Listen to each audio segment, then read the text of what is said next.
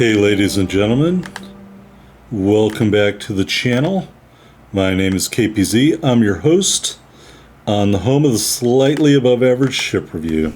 Today we're on Sleeping Giant. Are we down tier? I didn't look. I think we're down tier a little bit. 6s and 5s. The enemy team has a 4 on it due to the fail platoon. And we are in the Duca d'Asta.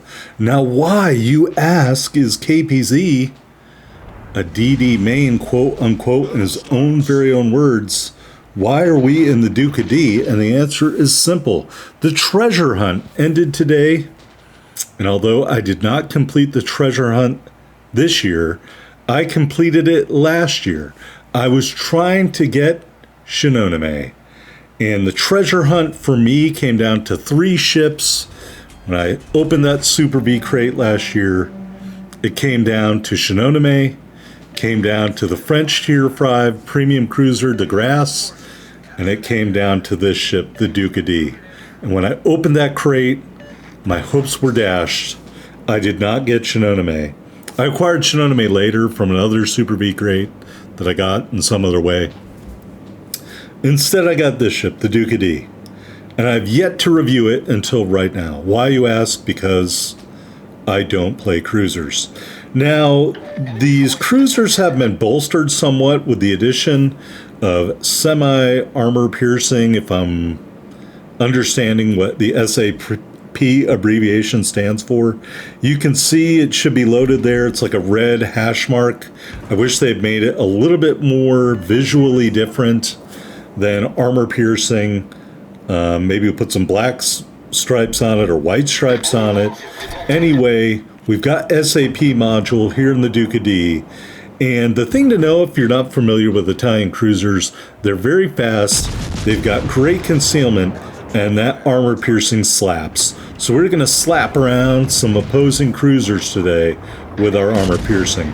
Trento going into his smoke screen. We don't have a smoke screen. He does, but we still slap him for our first Citadel of the day. All right, looking over here, Amos, we got that armor piercing loaded. We switch back to the SAP because we cannot make out that Trento anymore. The Moss goes into his smoke screen. So looking back, we see the Trento quickly reloading back to this Italian armor piercing, which in my opinion, some of the best cruiser armor piercing in the game. Another hit to Citadel there on the Trento, and somebody else kill pinches him in a moment that will infuriate me for the rest of the game. All right, we're still in the match over here, kind of hiding behind the smoke screen of this destroyer. Furitaka, you are next up to the plate, sir, as we dodge those Trento torpedoes. First salvo wasn't so fruitful as the destroyer gets killed. We're going to raise our aiming point into the superstructure. There, we punish the Furitaka with a pretty good hit. We're going to aim at that same aiming point just above the superstructure at the stern of the ship. Citadel there. And continue to aim right at that spot there. It is the sweet spot on a ship that's backing up. Bunch of ricochets there. We're going to switch our aim to this Laga, who has stuck his nose into our business. Still shooting the armor piercing. Citadel hit there. He is not changing his attitude towards us, meaning his heading or direction. Hit him again for another hit to Citadel. Working on that reload as the enemy torpedoes come in. And we hit him a third time for a double Citadel and take him out for first kill. Torpedoes fall short. Furitaka over there starting to head away from us a little bit, but we hit him with 2 more Citadels, and he is also dead. That should have been a double strike. I have no idea why it wasn't. Anyway, we switch back to the SAP shells. You got a Vasteris over here, a Vasteris, however you want to say it. And you can see these SAP shells. They can't set fires, but they really do a ton of damage, especially these destroyers. Going to throw some torpedoes off the port side of the ship as a scare tactic, but we are honed in on this Vasteris. And my goal is to take him out with this SAP. and really show that, yeah, the SAP does mean a huge difference to these ships. You won't be able to set fires, but on the other hand, this stuff is meant for eradicating lightly armored targets, and we're going to make this destroyer pay the price for getting a little bit too close to the Duca D. Or, as my good friend Cabby would say, I'm the Duca Das, now I'm A number 1. Alright, there is kill number 3 in the books. We're going to eat 1 torpedo, takes about half of our remaining hit points off. We immediately damage Khan. We've got our airplane up in the air, and there is another red team destroyer. Still with the SAP loaded, we're going to switch sides. Don't necessarily recommend that if you can avoid it. If I had to do it over again, I probably still would have done it. We're trying to angle away from what I believe is a King George off to our port side behind an island. All right, so the Moss is giving us a bow-on profile, and we totally whiffed that time. Looks like those shells didn't hit him at all. Salvo number 2, do a little bit of damage there, getting these rear turrets lined up. He takes a little bit of damage off screen. Salvo number 3 finishes him off for kill number 4. All right, taking a look at that King George. He is full health, and I might be crazy, but I am not that crazy. Discretion is the better part of valor.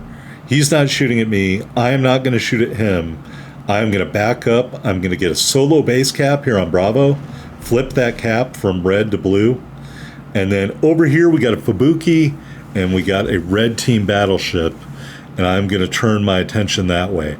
I only need to get a kill pinch to make up for that kill pinch in the beginning, where that cruiser, the Trento, was snatched out of our grasp. Otherwise, we'd be talking about Kraken number 81 here, folks. But we're not. Instead, we're talking about a Kraken fail.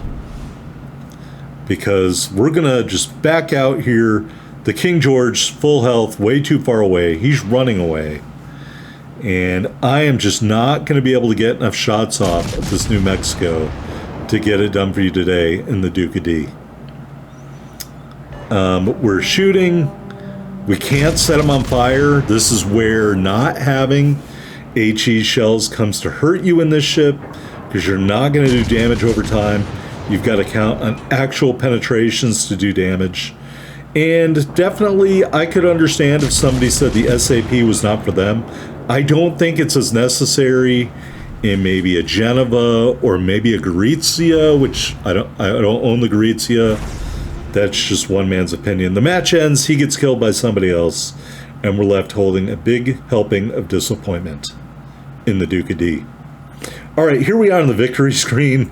Just 64,294 total damage. Lots of progress.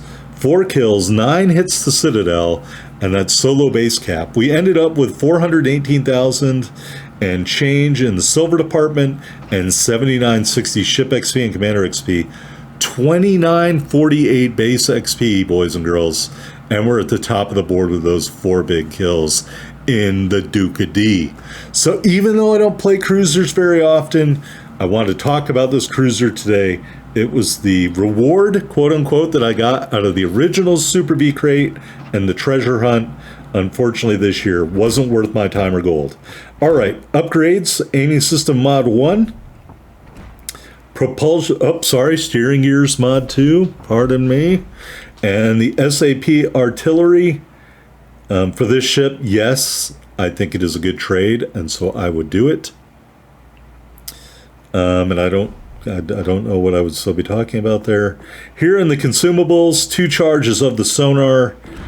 Look, let's face it, defensive AA fire is not meant for most ships, and it's not here. And 3 charges of catapult fighter. Really wish I could swap this out for that rolling smoke screen. But unfortunately, that is not to be. As Wargaming likes to say, balance. All right, we are running that common battle booster, further enhancing our speed. Got this Type 9 permanent camouflage. And a Ode to Caesar we are rolling out with the Ox flag. Here in the stats, 29,700 hit points. And a 7% torpedo damage reduction with our build. We took one on the nose, it hurt a lot. 4x2 152 millimeter turrets, 14.1 kilometer firing range, 7.5 second reload, 25.7 second turn time. HE shells, AP shells, 3,200 damage. SAP shells, 3,850 damage. No fire chance. Secondaries, 3 sets of twin 100s, 4.7 kilometer firing range, 6 second reload. Those HE shells do 1,500 damage with a 6% fire chance. You got 2 triple tube launchers, reload every 71 seconds, max damage 13,367, 12 kilometer range at 51 knots. The detectability is 1,000 meters. Maybe more for scare tactics. AA defense, you can see, I'd say a little bit below average. I mean, if you really hated hydro, I guess you could run DFAA. I just think it's a waste. Max speed, 39.4 knots, pretty quick. 710 meter turning circle, 5.1 second rudder shift time. Concealment, 8.4 on the surface, 5.9 from the air, 4.7 when firing in smoke. Taking a look at the armor profile, not a lot of robust armor here. We're not kidding each other, all right? You got, what, a 16 millimeter bow? 16, 19, something like that.